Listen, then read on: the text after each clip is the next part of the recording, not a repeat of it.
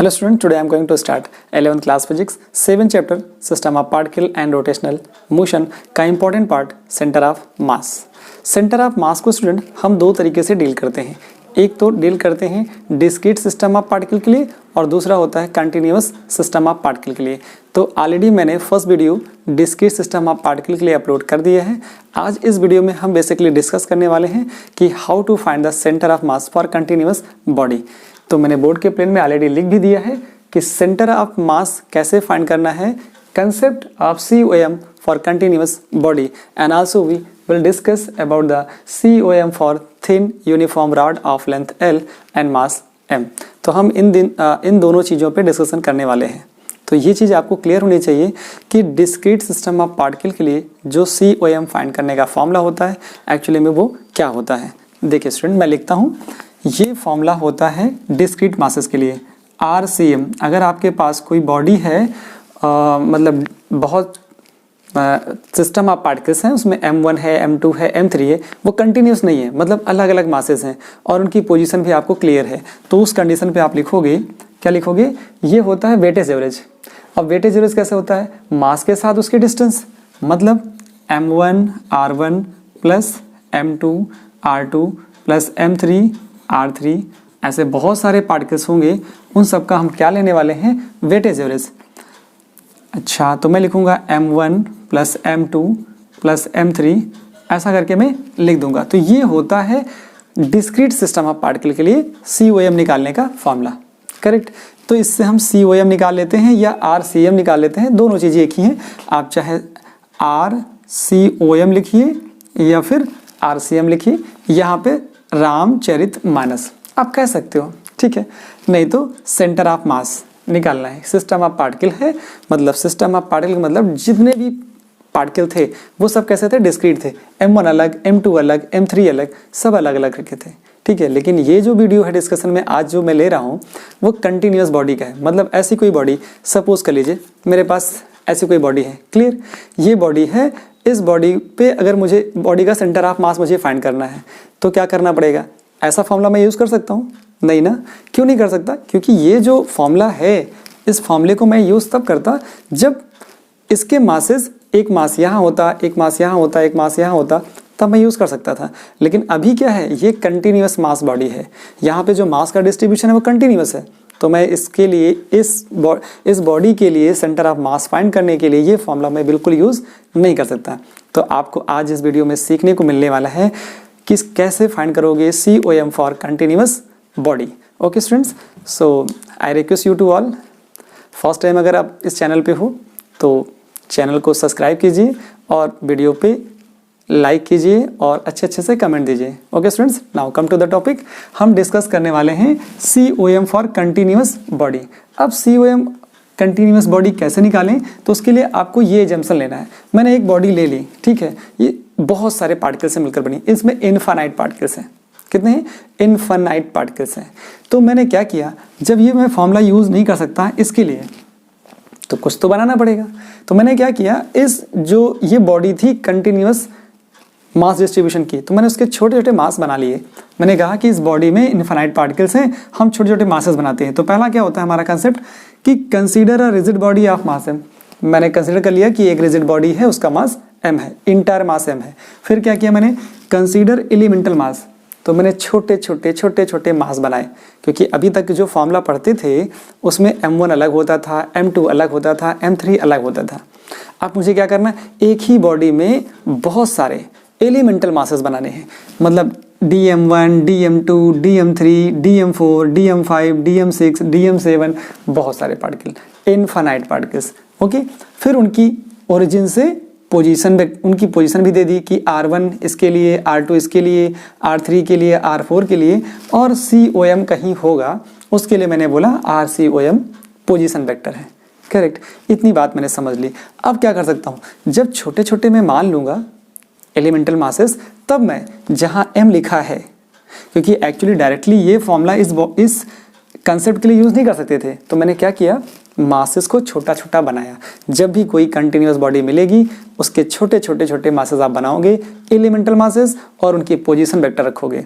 फिर जब दो चीज़ें मिल जाएंगी फिर उनका आप क्या लोगे, वेटेज एवरेज। अब वेटेज एवरेज क्या होता है जरा देखिए, यहाँ से मैंने लिखा यहाँ पे RCM, क्या लिखा मैंने, RCOM, क्या आया मेरे पास यहाँ से, ये आ गया DM1R1 प्लस DM2R2। क्लियर, ऐसे हमारे पास बहुत सारे पार्टिकल्स हैं। फिर मैंने क्या लिखा नीचे, मैंने लिखा DM1 plus DM2 dot dot, ये हो गए।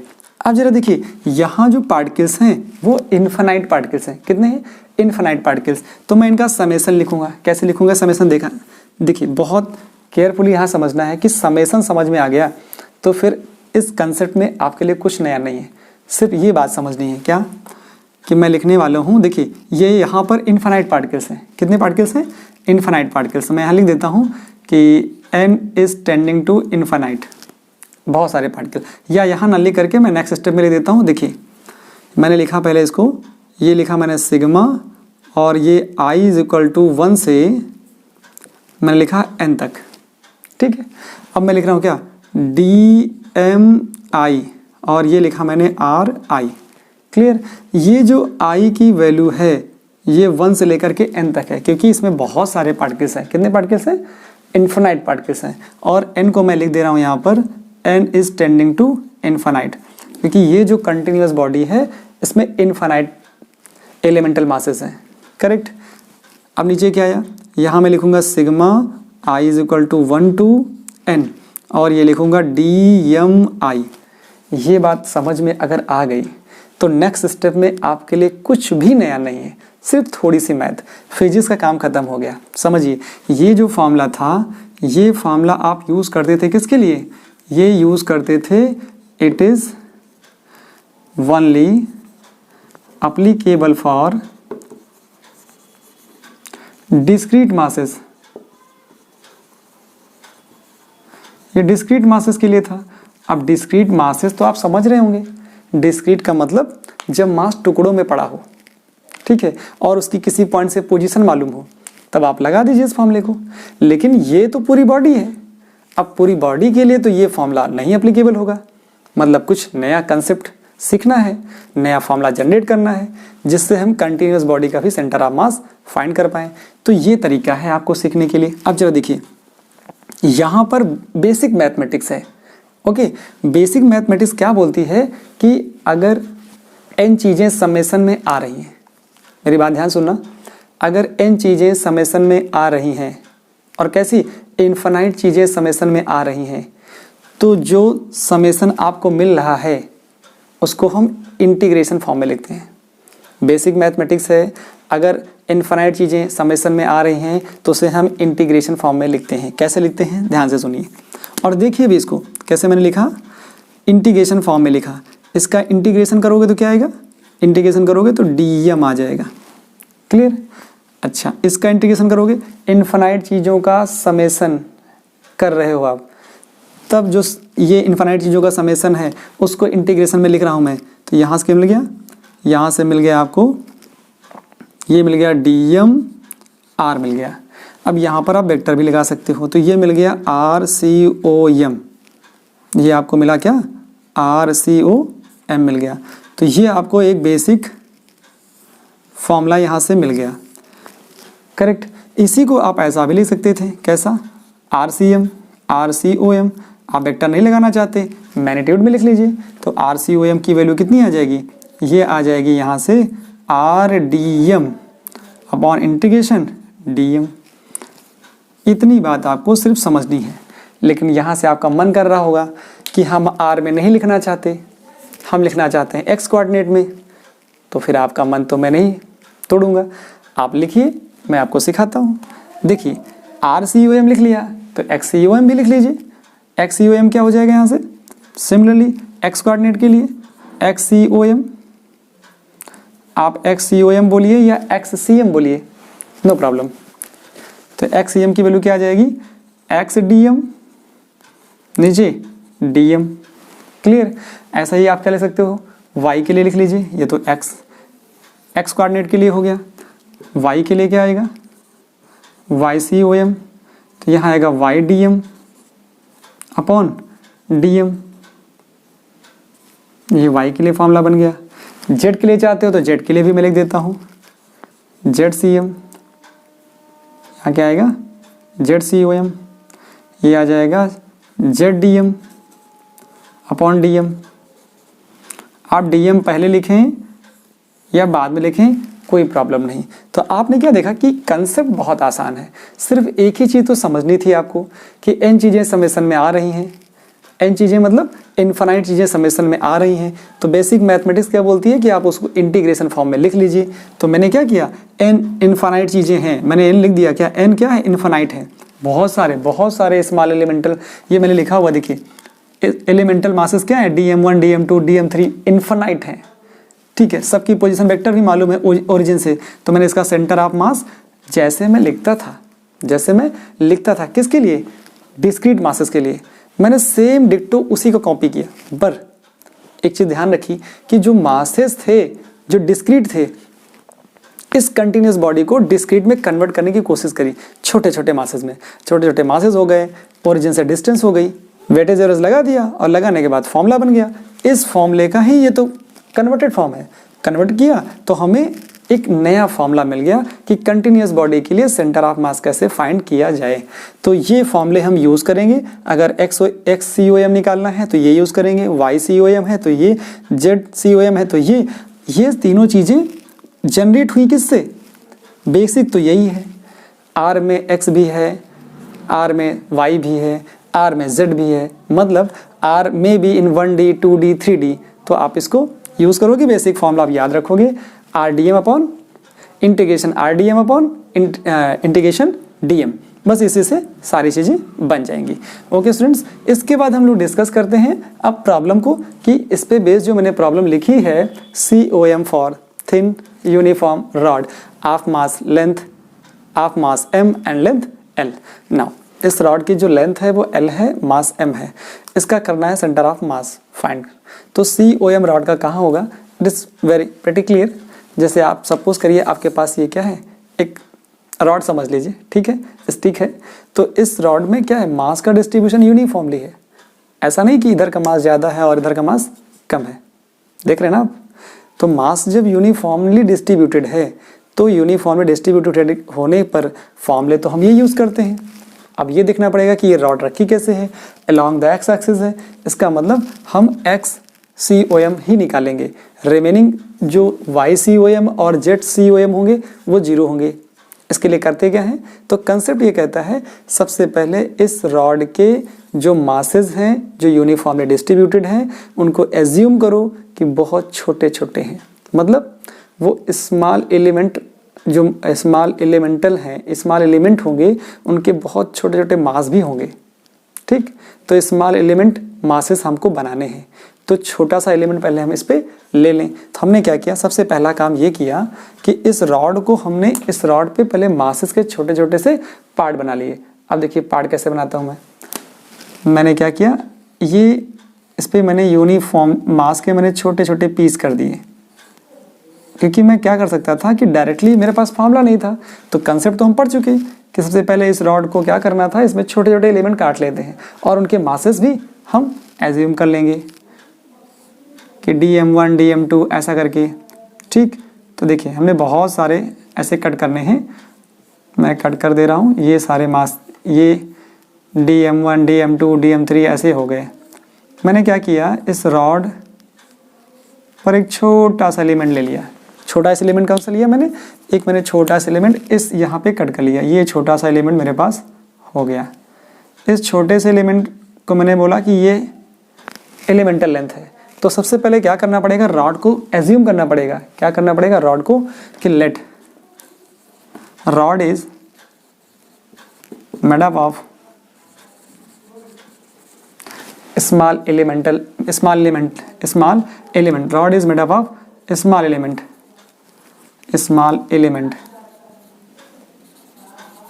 जो रॉड है वो स्मॉल एलिमेंट से मिलकर बनी हुई है। And each element of length, and element of each length, and length of each element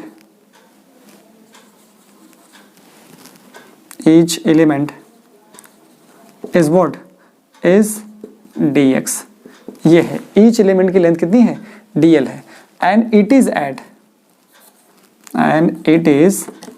eight distance x where from o, हमने o से मान लिया कि इसकी डिस्टेंस कितनी है, यहाँ से x डिस्टेंस पर एक हमने छोटा सा मास dx कट कर लिया।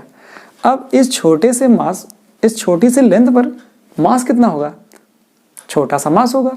अब ये छोटा सा मास होगा कितना, तो हम क्या लिखते हैं, for mass of element, mass of element dm। अब हम यहाँ से थोड़ा सा हमको एक नई क्वांटिटी इंट्रोड्यूस करनी है। आप सोचिए, जो ये रॉड है, इस रॉड पे जो मास का डिस्ट्रीब्यूशन है वो अलोंग द लेंथ है। इस रॉड का एरिया 0, कैसा है, एरिया 0, एरिया 0। एक बात, वॉल्यूम 0, क्योंकि रॉड की थिकनेस ही नहीं है, मतलब रॉड कैसी, रॉड की ब्रेथ नहीं है, ओनली लेंथ है। अब वॉल्यूम 0, एरिया 0, तो मास कहाँ है, मास लेंथ पे डिवाइड है, मास लेंथ पे डिस्ट्रीब्यूट है। इसका मतलब क्या हो गया, टोटल जो मास है वो एल लेंथ पे डिवाइड है। इसका मतलब यहाँ से मैं अगर एक क्वांटिटी बनाना चाहूँ कि यूनिट लेंथ पे कितना मास है, तो आपको पता चल जाएगा कि यूनिट लेंथ पे मास कितना आएगा। यूनिट लेंथ पे मास निकालना चाहोगे तो ये आ जाएगा, यूनिट लेंथ का जो मास होता है, क्योंकि एल लेंथ पे मास है m, तो यूनिट लेंथ में कितना आ जाएगा, वह m मास आ जाएगा। तो इसके लिए क्या करते हैं, हम एक क्वांटिटी इंट्रोड्यूस करते हैं जिसको बोलते हैं लीनियर मास डेंसिटी। क्या यूज करते हैं, लीनियर मास डेंसिटी, यूजिंग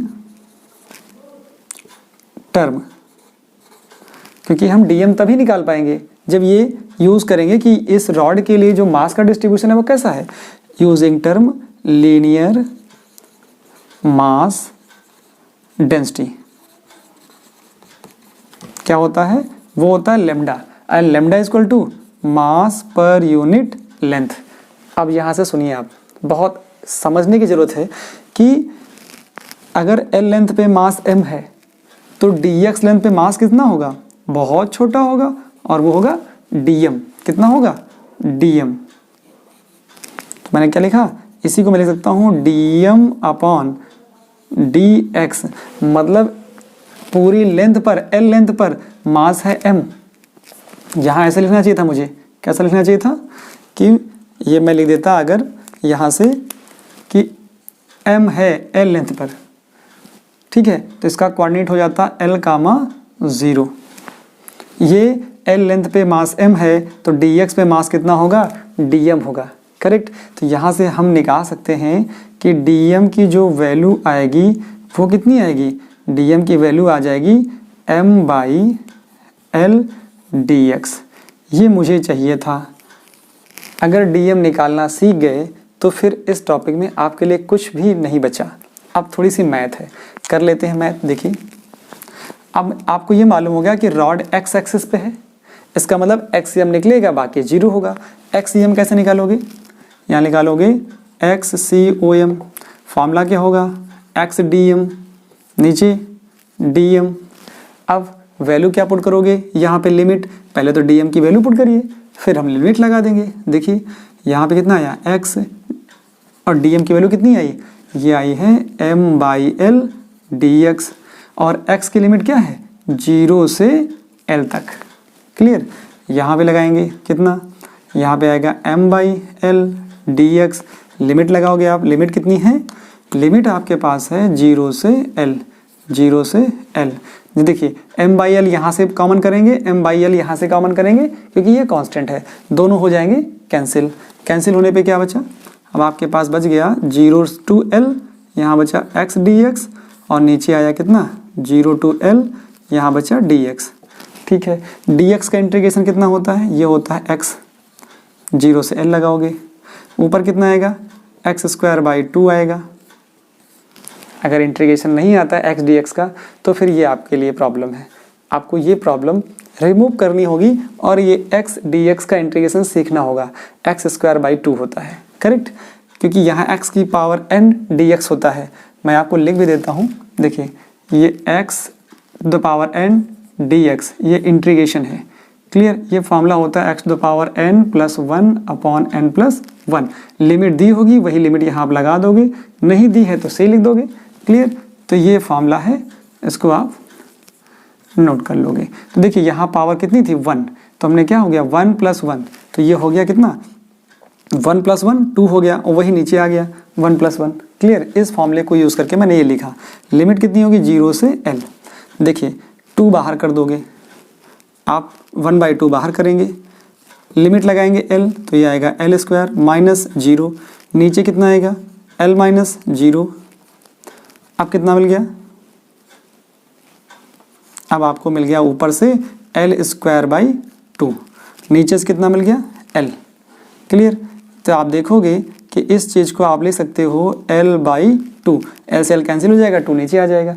तो इस तरह से आपने क्या देखा कि जो COM आया, नाउ ये तो आपके पास है XCOM, ठीक है, XCOM आ गया। XCOM की वैल्यू कितनी आई, XCOM की वैल्यू ये आ गई। तो YCOM कितना आएगा, क्योंकि YCOM भी इसके लिए 0 होगा, सेंटर ऑफ मास कहीं रॉड का कहीं क्या होगा सेंटर पे आ जाएगा। तो यहाँ पर आपको क्या निकालना था, XCOM निकालना था, तो आपने XCOM निकाल दिया। और इसके लिए YCOM क्या होगा, YCOM तो 0 ही आ जाएगा। तो XCOM आ गया कितना, XCOM = IL/2 एंड YCOM कितना आएगा, वो 0 आएगा। क्यों, क्योंकि लिमिट क्या है उसकी 0 से 0 ही है। तो कुछ भी कैलकुलेशन करोगे आप, आपका रिजल्ट क्या आएगा, वो 0 ही दे देगा। आई होप स्टूडेंट्स आपको ये कंसेप्ट समझ में आया होगा कि कंटिन्यूअस मास डिस्ट्रीब्यूशन दिया जाता है या फिर जब आपको डिस्क्रीट मासेस दिए जाते हैं, तो उसके लिए तो मैंने आपको समझाया कि क्या फॉर्मूला होता है। लेकिन जब आपके पास एक कंटिन्यूअस बॉडी दी जाती है तो उसके लिए फॉर्मूले का डेरिवेशन कैसे होता है, और उस पर बेस्ड मैंने एक अच्छी सी प्रॉब्लम ली कि एक यूनिफॉर्म रॉड है, मास m है, लेंथ l है, तो ये तो मालूम था कि उसका सेंटर ऑफ मास l/2 होता है। तो वो कैसे आप फाइंड आउट करते हो कि l/2 आता है, वो मैंने आपको कंसेप्ट के थ्रू एक्सप्लेन कर दिया। Thank you student, thank you so much for watching this video.